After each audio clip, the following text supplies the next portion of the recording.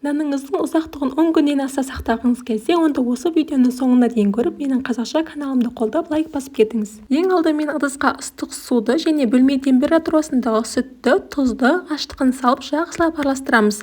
Жақсылап араластырып болғаннан кейін онда бір-бірден сала отыра қамыр илейміз. Қамырды қатты қылып илеуге болмайды. Қамыр осылай қолға жабысып бастаған кезде сұйық майдан қосып, қамырды тағы да бір қайтара жақсылап илейміз. Қамырды жақсылап илеп болғаннан кейін ең соңында қамырдың бетіне аз ғана сұйық майдан жағып, ыдыстың бетін жауып, жақсылап орап ашып көтерілу үшін 1-2 сағатқа жылы жерге жібереміз. Менің қамырым 1 сағаттың ішінде өте керемет, осылай әдемі болып көтеріліп шықты. Қамырды өздеріңіз қалағанша зуаларға бөліп дөңгелетеміз. Нанның тек қана ортасын баса отыра осындай әдемі формаға келтіріп алғаннан кейін бетін жауып, тағы да көпсу үшін 10 минутқа қалдырамыз. 10 минуттан кейін жұмыртқаның сарыуызына сүтті араластыра отыра жағып шығамыз. Одан кейін осылай күнжітті өздеріңіз қалағанша сәндеп сепсеңіздер болады. Нанның ортасына осылай нан шұқығышпен немесе вилкамен шұқып, қызып тұрған 220-250 градуста пеште осылай әп-әдемі етіп қызарғанша пісіріп аламыз. Өте жұмсақ әрі өте дәмді болып шығады. Суыған нанды пакетпен жақсылап орап, мұздатқышта 10 күнге дейін сақтауға болады. Нан керек болған кезде мұздатқыштан алып, микротолқынды пеште 3 минутқа қойып алсаңыздар, немесе пісіп жатқан қою тамағыңыздың үстіне қойып, қазанның қақпағын жауып қойсаңыздар,